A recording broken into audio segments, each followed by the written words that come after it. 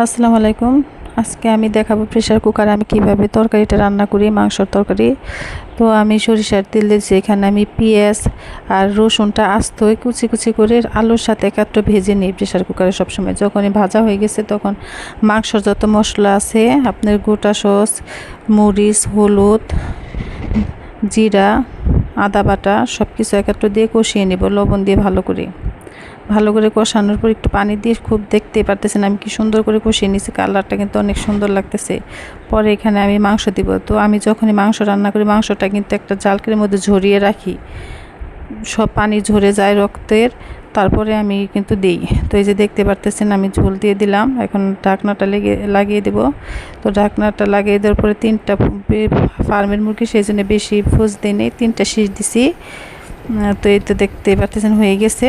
Like, comment, subscribe করে পাশে থাকবেন। ধন্যবাদ।